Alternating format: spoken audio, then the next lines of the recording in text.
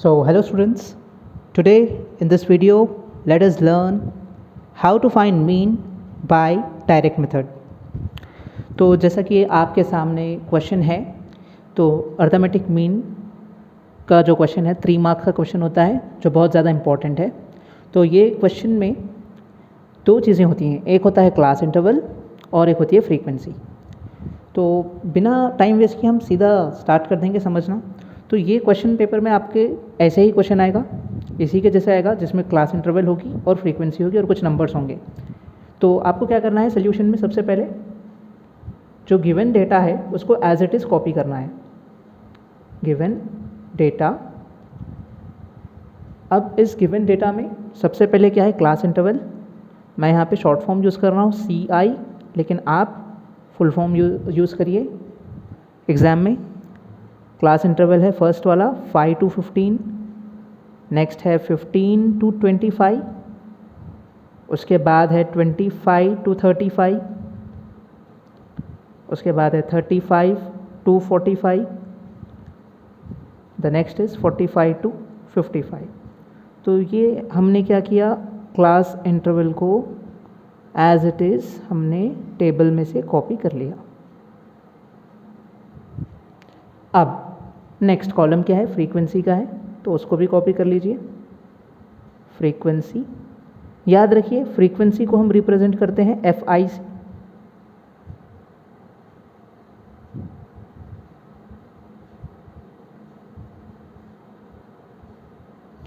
अब फ्रीक्वेंसी लिखिए, फर्स्ट वाले की फ्रीक्वेंसी है 4, उसके बाद है 3, उसके बाद है 6, उसके बाद है 5, उसके बाद है 2। तो ये हमने फ्रीक्वेंसी भी लिख ली।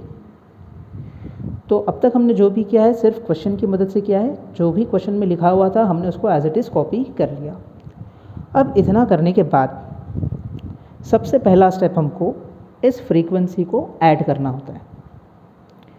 तो ऐड करिए, 4 + 3 7, 7 + 6 13, 13 + 5 18, 18 + 2 = 20। तो इस फ्रीक्वेंसी का टोटल क्या हो गया है, 20। तो फ्रीक्वेंसी के लिए जैसे मैंने कहा था FI, तो FI का टोटल रिप्रेजेंट हम करते हैं सिग्मा। ये जो सिंबल है इसको सिग्मा कहते हैं।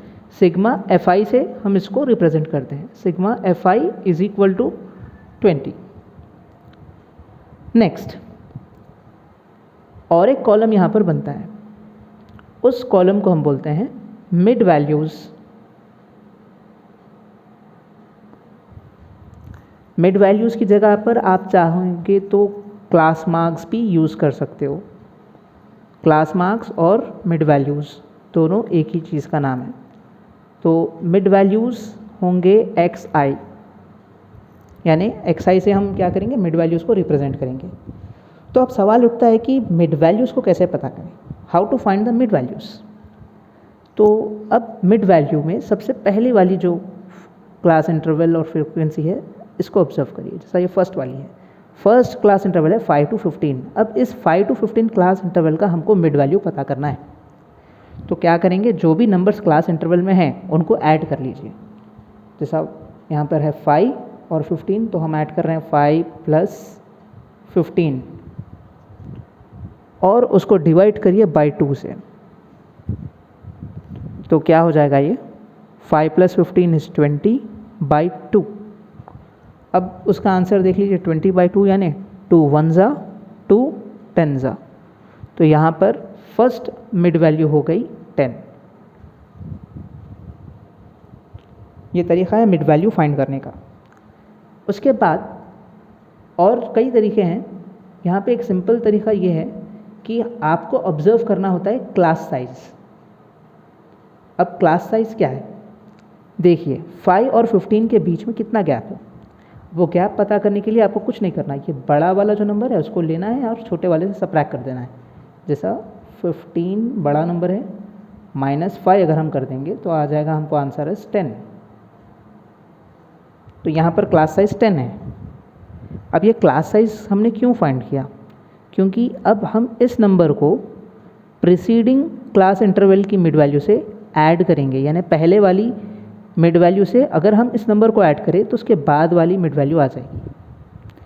करके ही दिखाता हूँ। यहाँ पर 10 है, 10 में हम अगर 10 ऐड कर देंगे तो हमको 20 आ जाएगा आंसर।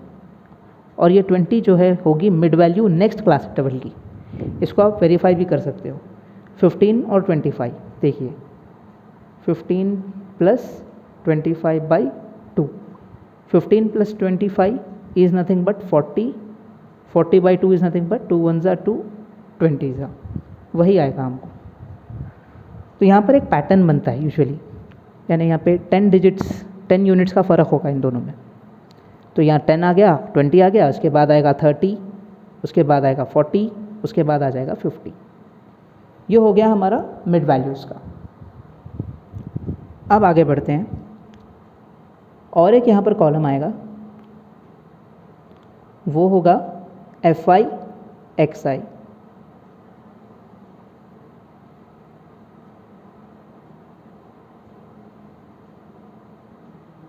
तो अब ये FI XI क्या है? FI XI is nothing but FI into XI। FI की जो वैल्यू है उससे आपको XI की वैल्यू को मल्टीप्लाई करके लिखना है। तो करिए, 4 इंटू 10 40,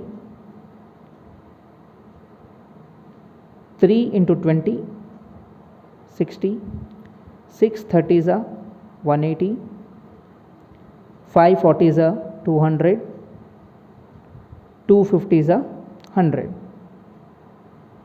अब हमने सारी FI XI वाली वैल्यूज़ को फाइंड कर लिया। अब क्या करना होगा हमको? सिर्फ उसका भी टोटल करना होगा। Sigma FI XI is equal to 40 plus 60 100, 100 plus 180 is 280, 280 plus 200 is 480, 480 plus 100 is 580। तो सिग्मा FI XI का वैल्यू हो चुका है 580।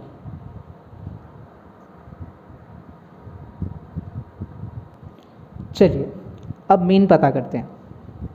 तो मीन पता करने के लिए सबसे पहले मीन का फॉर्मूला लिख दीजिए। Mean is equal to sigma FI XI divided by sigma FI। ये होगा फॉर्मूला मीन का। और याद रखिए, ये जो मेथड है ये डायरेक्ट मेथड है, और दो मेथड्स होते हैं मीन फाइंड करने के लिए। एक होता है अज्यूम्ड मीन मेथड और एक होता है स्टेप डेविएशन मेथड। लेकिन ये दूसरे दो मेथड्स इस साल जो एग्ज़ाम लिखने वाले हैं उनके लिए डिलीटेड है, यानी उनके सिलेबस से डिलीटेड है। तो अर्थमेटिक मीन का क्वेश्चन सिर्फ डायरेक्ट मेथड पर ही पूछा जाएगा, तो इसी की तैयारी करनी चाहिए।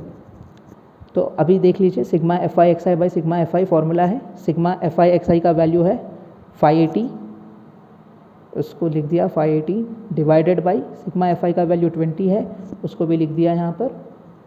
अब इसको आप 0 0 कट हो गया, 2 1 2, 2 2 4, 2 9 18 इज इक्वल टू 29।